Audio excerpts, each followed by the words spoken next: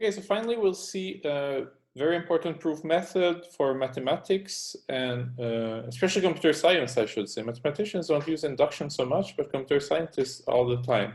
So yes, I'm talking about induction. The standard method in Lean is called induction, which is a very nice name.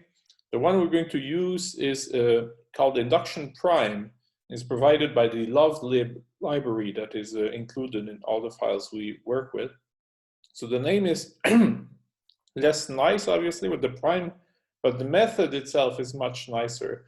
So it generates, it's just more user-friendly. So we're going to use that. And if you ever later in your life need to do real Lean without induction prime, then, you're still going to be able to do it with the techniques you've learned here. It's just that you're going to have to sometimes rename your variables or eliminate trivial cases and so on. It's just not going to be as convenient to use.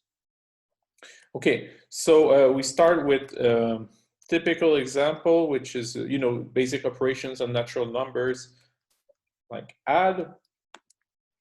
So add we saw already in last lecture. So I can press on my keyboard is a command button, and no, I could, right. Which button is it? There. And it shows a definition, but I can also click on it, and then I see, that was the definition here in the previous file. So yeah, I don't want to have anything to do with this file.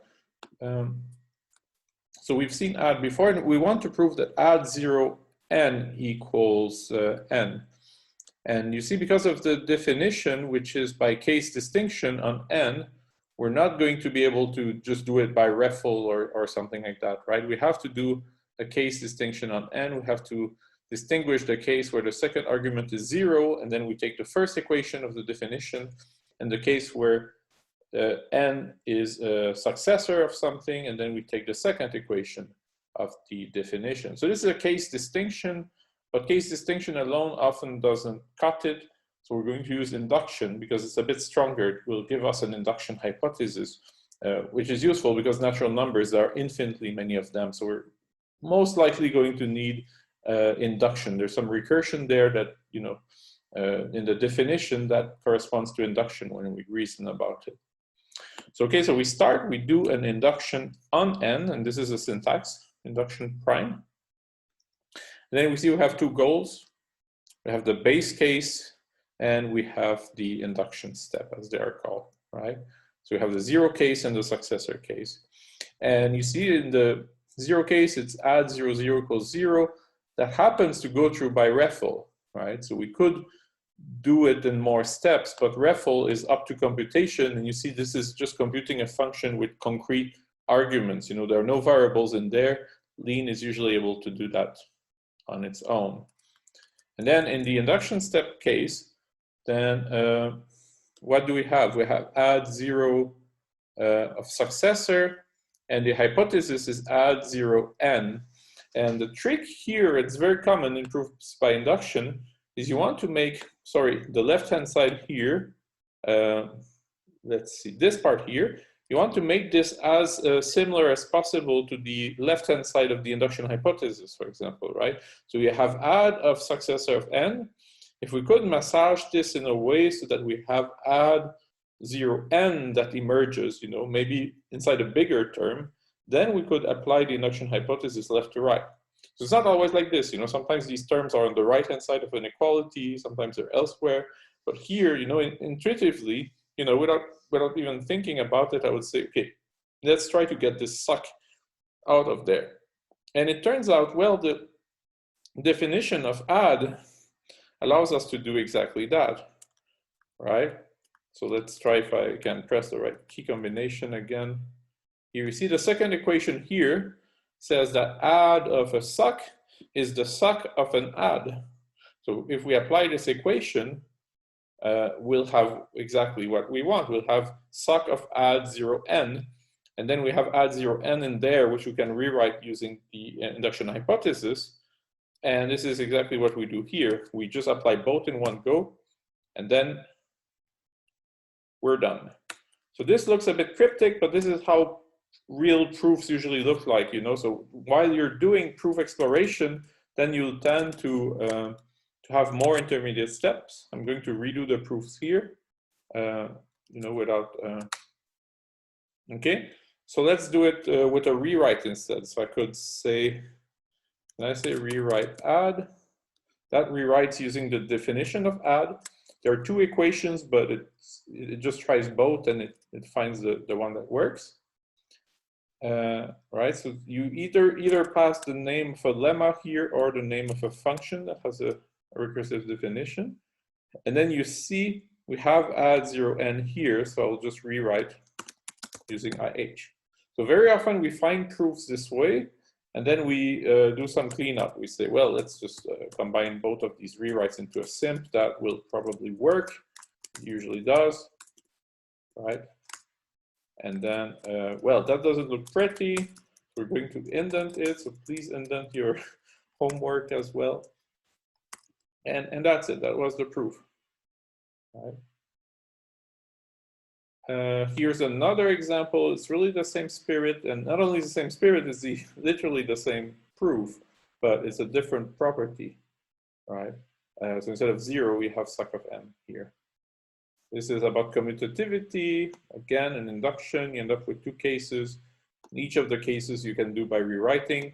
When you have properties that are, you know, equalities, and you have definitions that are equalities, and everything is equalities, then you know you're going to be in rewrite and simp territory.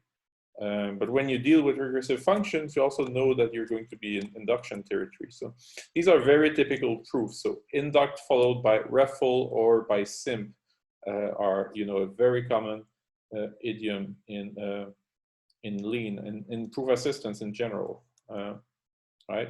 And then we have yet another proof that's almost the same, just to show that again, you can once you've learned the basic tricks here, you can apply them to prove a whole lot of recursive properties. The difficulty is to find out on which variable you should perform the induction, right? So here there's a symmetry, so it doesn't matter. You can take m or n. But here you have add lm of n, add lm n. Why do an induction on n? And I must say that's always a bit hard to predict, but we know that add is defined by recursion on the second argument. And that's usually the one where it's better to do the induction on, because that will kind of fit. And here n is the second argument of this add, and n is the second argument of that add. So two of the three adds have n at the right place. So that's you know, a good sign. Another good sign is that the base case was trivial. So if you sweat to prove the base case, that's usually a bad sign. That's a sign that some lemma is missing or that you're using the wrong induction somehow. So don't spend too much time on the base case, you know, as a heuristic. And now, well, this is a bit of an aside, but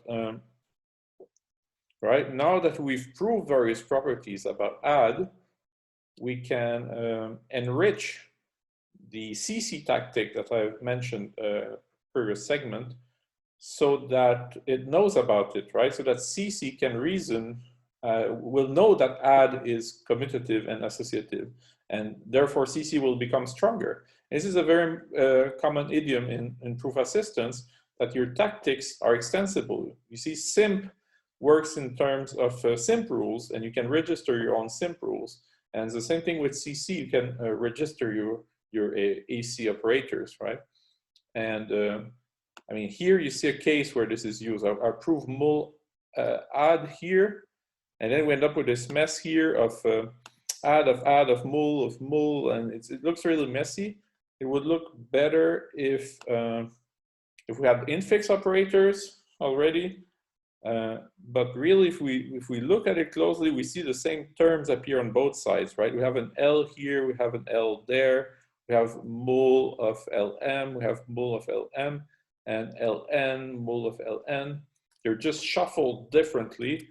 This is, you know, a good opportunity to call CC and just finish it. If we had to prove this manually, it would be very tedious. You'd have to manually rewrite with respect to using the commutativity of add and the associativity and so on. You might have a pretty long chain, of rules just to get the two terms into the right shape, and CC can do this automatically. Okay, and I am just going to conclude with a very short section, which is not related with induction. So these two tactics are entirely optional, but they come in handy. They're for cleaning things up, right? So sometimes we look at a goal and we would like to rename, a variable or hypothesis, or we just like to get rid of something, because we know we're not going to use it again or ever, for that matter. So if we take this goal here, right? Well, I'm going to clear two of the hypotheses and one of the variables. And then you see, it looks cleaner. Everything that talks about A is going to be useless. We want to talk about B and C here. Then you see I apply this rule. And at that point, I've just applied HBC, so I can get rid of, everything is rated to C, basically. And then I can apply this rule and finish. So of course, this is not necessary. Normally, we don't use those tactics, but there will come times where your goal gets very big and very confusing, and the names are auto-generated and you don't like them.